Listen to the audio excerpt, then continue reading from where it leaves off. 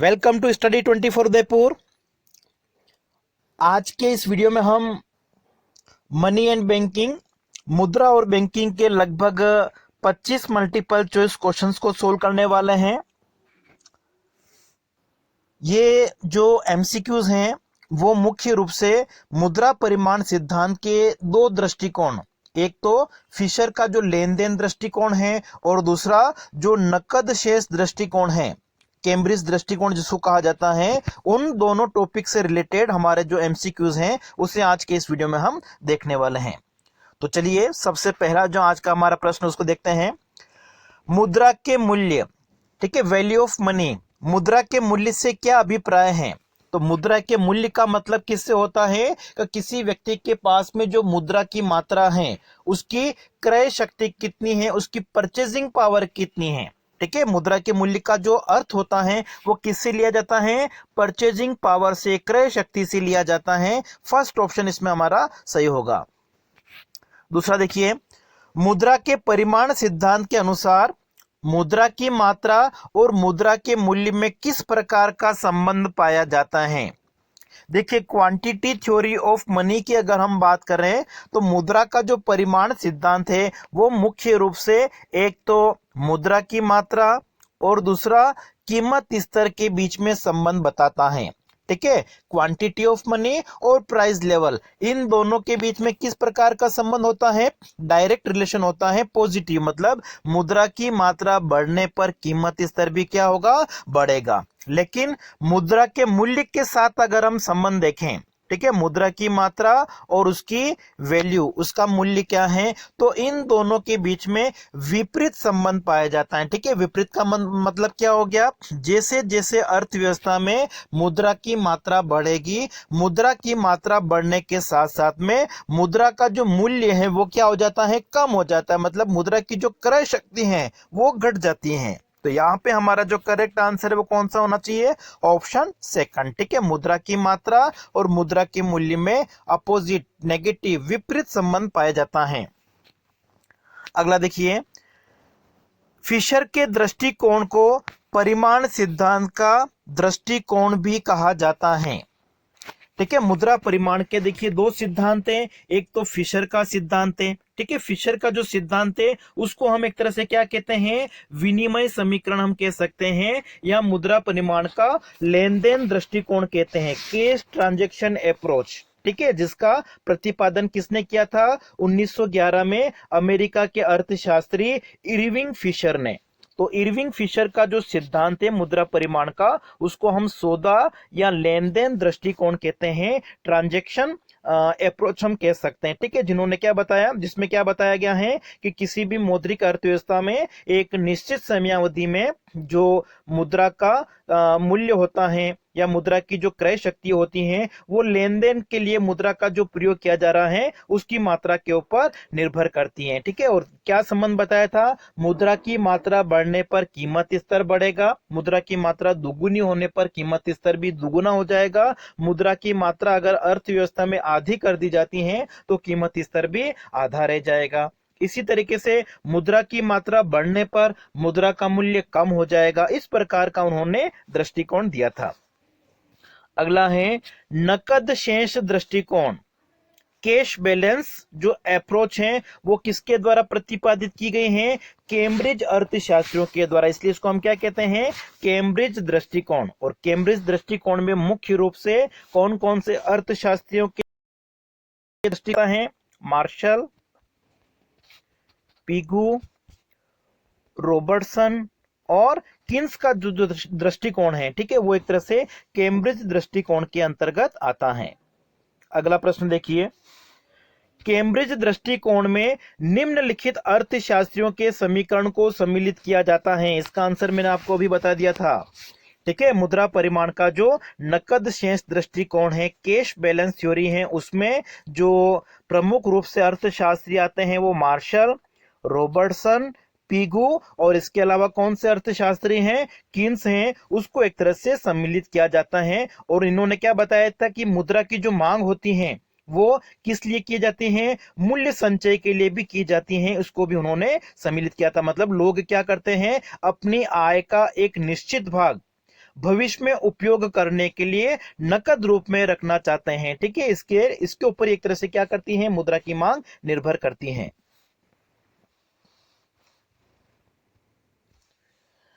ठीक है, अगला है P इज इक्वल टू के वाई अपॉन एम समीकरण किसका समीकरण है? ठीक है, देखिए हम मार्शल के समीकरण की अगर हम बात करें तो मार्शल का जो समीकरण है वो है आपका m is equal to P K Y. ठीक है, और अगर यहाँ पे हम कीमत स्तर निकालना चाहें तो P बराबर आपका क्या हो जाएगा, m अपॉन के वाई। ये एक तरह से क्या है, कीमत स्तर को दर्शाता है। लेकिन मुद्रा की क्रय शक्ति को, मुद्रा के मूल्य को प्रदर्शित करने के लिए हम क्या करते हैं, 1 अपॉन पी। ठीक है, मुद्रा की जो क्रय शक्ति होती है उसको हम किसके द्वारा प्रदर्शित करते हैं, 1 अपॉन पी के द्वारा। और 1 अपॉन पी जो होता है वो होता है आपका के वाई अपॉन एम। ठीक है, जिसमें पी का मतलब क्या है, कीमत स्तर से है, के का मतलब क्या है, मुद्रा की वह मात्रा जिसे लोग अपने पास में नकद शेष के रूप में रखना चाहते हैं। एम का मतलब किससे है, मुद्रा की मांग से है। और वाई का मतलब क्या है, आय से है। ठीक है, तो यहां पर अगर हम देखें तो जो करेक्ट आंसर है, ठीक है, ये जो हमारा समीकरण है वो किसका है, मार्शल का है। फिर है फिशर के दृष्टिकोण में पी किसके बराबर है? ठीक है, फिशर का जो लेन देन दृष्टिकोण है उसमें अगर हम देखें कीमत स्तर, ठीक है, फिशर का जो समीकरण है वो क्या है, P T is equal to M V. ठीक है, मुद्रा की मांग और मुद्रा की पूर्ति बराबर होती हैं, उस स्थिति में हमारा जो समीकरण होगा संतुलन में वो क्या होगा, P T is equal to M V होगा। ठीक है, और यहाँ पे पी जो है वो अगर हमको निकालना तो वो क्या हो जाएगा, एम वी अपॉन टी हो जाएगा। तो यहाँ पे जो आपका करेक्ट आंसर है वो कौन सा होना चाहिए, ऑप्शन सेकंड। ठीक है, फिशर के दृष्टिकोण में पी मतलब कीमत स्तर जो है वो किसके बराबर होता है, एम वी अपॉन टी, जिसमें एम क्या है, मुद्रा की मात्रा है, वी का मतलब एक तरह से क्या हो गया, वेलोसिटी। ठीक है, मुद्रा का जो संचलन वेग है, मतलब मुद्रा की एक निश्चित इकाई एक निश्चित समय में कितने लोगों के हाथों से गुजरती है या कितने लेन देन का काम करती है। ठीक है, 100 रुपए का नोट है, इसे एक दिन में माना कि 5 लोगों के पास में जाता है, मतलब 500 रुपए का अगर लेन देन करता है तो वी बराबर क्या हो जाएगा, 5 हो जाएगा। और टी का मतलब क्या है, कितनी व्यापार कितना हुआ है, व्यापार की मात्रा कितनी है उसको दर्शाता है। अगला देखिए किन्स का समीकरण है। ठीक है, देखिए कैम्ब्रिज समीकरण की अगर हम बात करें तो किन्स ने क्या किया था, पिगू का जो समीकरण था उसकी एक तरह से उन्होंने आलोचना की थी और उन्होंने अपना नया समीकरण दिया था जिसको हम किसके द्वारा प्रदर्शित करते हैं, P equal to N upon के द्वारा। ठीक है, किन्स का जो समीकरण है वो इनमें से कौन सा है, हमारा फर्स्ट ऑप्शन। ठीक है, जिसमें P जो है वो किसको बताता है, एक तरह से सामान्य उपभोग की वस्तुओं की एक इकाई का मूल्य कितना है, कीमत कितनी है। एन का मतलब क्या है, चलन में मुद्रा की कुल मात्रा कितनी है। और यहाँ पे के का मतलब एक तरह से क्या है, वास्तविक शेष। ठीक है, नकद रूप में कितना रखा जाता है, मतलब उपभोग वस्तुओं की इकाइयां जिसे जनता क्या करती हैं, क्रय शक्ति के लिए अपने पास में नकद रूप में रखती हैं, उसको के द्वारा प्रदर्शित किया जाता है। अगला देखिए समीकरण P बराबर एम वी अपॉन टी में m क्या प्रदर्शित करता है। तो ये मैंने आपको समीकरण अभी ऊपर बताया था, फिशर का जो समीकरण वो P बराबर एम वी अपॉन टी है, जिसमें m एक तरह से क्या दर्शाता है, चलन में मुद्रा की कितनी मात्रा है। ठीक है, चलन मुद्रा की कुल मात्रा को प्रदर्शित करता है m। P जो है वो कीमत स्तर को प्रदर्शित करता है, T किसको प्रदर्शित करता है, कुल व्यापार की मात्रा को, और V किसको प्रदर्शित करता है, मुद्रा के चलन वेग को। अगला है मार्शल के समीकरण P बराबर के वाई अपॉन एम में y जो है वो किसको प्रदर्शित करता है, y जो है वो किसको प्रदर्शित करेगा, इसके बारे में भी मैंने आपको बताया था, आय को प्रदर्शित करता है, फर्स्ट ऑप्शन हमारा। अगला देखिए मुद्रा के मूल्य का जो अभिप्राय होता है वो किससे होता है, मुद्रा की क्रय शक्ति से, मतलब कितना उससे लेन देन किया जा सकता है। और लेन देन को हम क्या कहते हैं, उसका विनिमय मूल्य भी कह सकते हैं। इसलिए करेक्ट आंसर इसमें आपका ऑप्शन फर्स्ट हो जाएगा। देखिए मुद्रा का जो मूल्य होता है वो मुद्रा की क्रय शक्ति से होता है, लेकिन यहाँ पे ऑप्शन में आपका क्रय शक्ति नहीं है, तो क्रय शक्ति की जगह हम मुद्रा का जो विनिमय मूल्य है वो भी हम ले सकते हैं। मुद्रा का विनिमय मूल्य एक तरह से मुद्रा के मूल्य को दर्शाता है। अगला देखिए मुद्रा के मूल्य का निर्धारण उसकी मांग एवं पूर्ति की शक्तियों के द्वारा होता है। ठीक है, मुद्रा का जो मूल्य है वो कहाँ पे निर्धारित होगा? संतुलन का जो निर्धारण मांग और पूर्ति दोनों के आधार पर होगा। तो ये एक तरह से इक्विलिब्रियम संतुलन को दर्शाता है। फर्स्ट ऑप्शन हमारा। अगला है, मुद्रा के परिमाण सिद्धांत की सर्वप्रथम व्याख्या इटली के एक विचारक किसके द्वारा की गई थी? दवन जत्ती के द्वारा। ठीक है, दवन जट्ट हम कह सकते हैं, जट्टी ऑप्शन हमारा हो जाएगा तीसरा।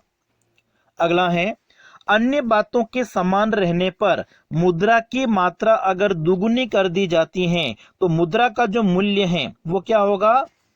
तो देखिए, अभी हमने ऊपर पढ़ा था कि जो फिशर का सिद्धांत है वो एक तरह से क्या दर्शाता है? फर्स्ट हमारा है कि मुद्रा की मात्रा को अगर दुगुना कर दिया जाता है तो जो कीमत स्तर है वो भी क्या होगा? दुगुना हो जाएगा। और मुद्रा की मात्रा आधी करने पर कीमत स्तर भी आधा रह जाएगा। दूसरा जो संबंध है वो किसका है? मुद्रा की मात्रा अगर दुगुनी कर दी जाती है तो मुद्रा का जो मूल्य है वो क्या होगा? आधा रह जाएगा। ठीक है, मतलब विपरीत दिशा में परिवर्तन हो रहा है। तो यहाँ पे आधा तो लिखा हुआ नहीं है, इसलिए हम क्या कहेंगे? मुद्रा की मात्रा दुगुनी कर दी जाए तो मुद्रा का मूल्य क्या होगा? विपरीत। ठीक है, विपरीत का मतलब क्या होगा? दुगुने का जो विपरीत है वो क्या होगा? आधा। ठीक है, तो करेक्ट आंसर इसमें हमारा ऑप्शन तीसरा। अगला देखिए, मुद्रा के परिमाण में परिवर्तन होने से कीमत स्तर में परिवर्तन होता है।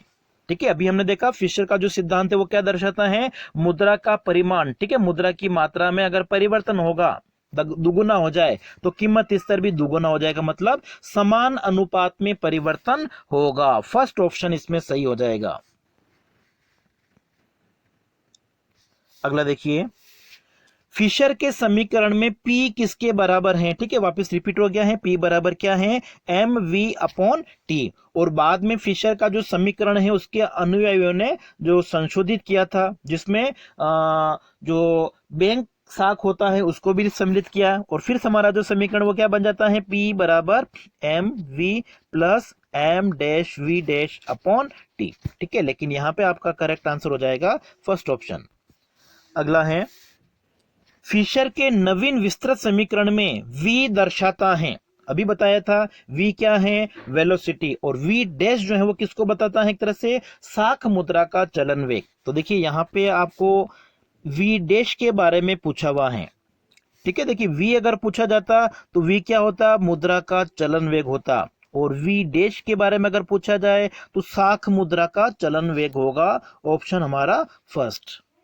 अगला है, कैम्ब्रिज अर्थशास्त्रियों ने मुद्रा की मांग का कारण क्या बताया है? मुद्रा के कौन से कार्य को बताया है? लोग क्या करते हैं? मुद्रा को अपने पास में नकद रूप में रखना चाहते हैं। वो क्या करते हैं? उसका स्टोर करते हैं। ठीक है, मुद्रा का मूल्य संचय हम कह सकते हैं, स्टोर ऑफ वैल्यू।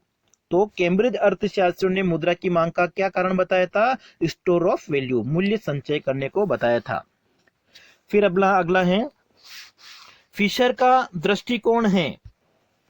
ठीक है, फिशर का दृष्टिकोण जो एक तरह से कौन सा है? यांत्रिक हम कह सकते हैं। ठीक है, यांत्रिक का एक मतलब क्या हो गया? ये वास्तविक नहीं होता है। ठीक है, जो कैम्ब्रिज दृष्टिकोण है वो तो वास्तविक भी है, व्यवहारिक भी है, लेकिन फिशर का जो समीकरण है वो एक तरह से यांत्रिक कहा जाता है, वो वास्तविकता में देखने को एक तरह से नहीं मिलता है।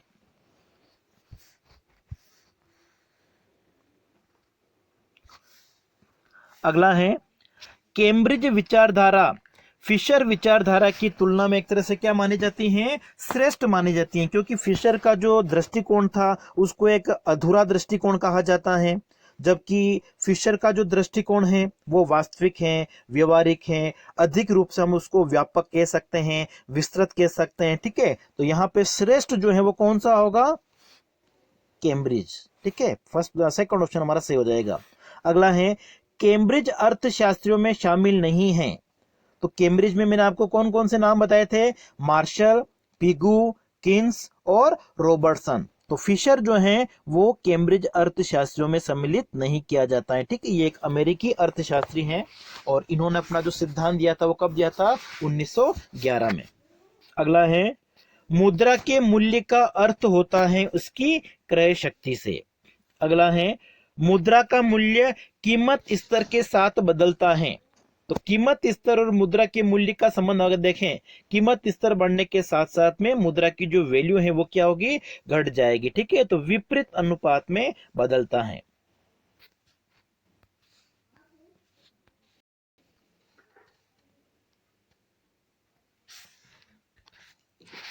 अगला है समीकरण P बराबर mv अपॉन टी में v और t के स्थिर रहने पर m बढ़ने पर क्या होगा। देखिए फिशर का जो दृष्टिकोण है उसमें कीमत स्तर को मापने के लिए समीकरण का प्रयोग किया गया है P बराबर mv अपॉन टी। और फिशर ने क्या बताया था कि अगर चलन वेग, मुद्रा का जो चलन वेग है v और व्यापार की जो मात्रा है अगर वो स्थिर रहती हैं तो m का मतलब मुद्रा की मात्रा अगर बढ़ेगी तो क्या होगा, कीमत स्तर भी बढ़ेगा। मुद्रा की मात्रा दुगुनी करने पर कीमत स्तर भी दुगुना हो जाएगा। इसका मतलब जो कीमत है P वो भी समान अनुपात में बढ़ेगा। ये हमारा ज्यादा सही आंसर हो जाएगा। ठीक है, कीमत स्तर बढ़ेगा लेकिन समान अनुपात में। तो फोर्थ ऑप्शन हमारा सही हो जाएगा। अगला है मुद्रा के परिमाण सिद्धांत के लेन देन समीकरण के प्रतिपादक। ठीक है, लेन देन ट्रांजैक्शन जो इक्वेशन है वो किसके द्वारा दी गई थी, फिशर के द्वारा। ठीक है, और इक्वेशन क्या थी, P बराबर mv अपॉन टी। और अगला जो है उसका आंसर आपको देना है जिसके बारे में मैं ऊपर बता चुका हूं।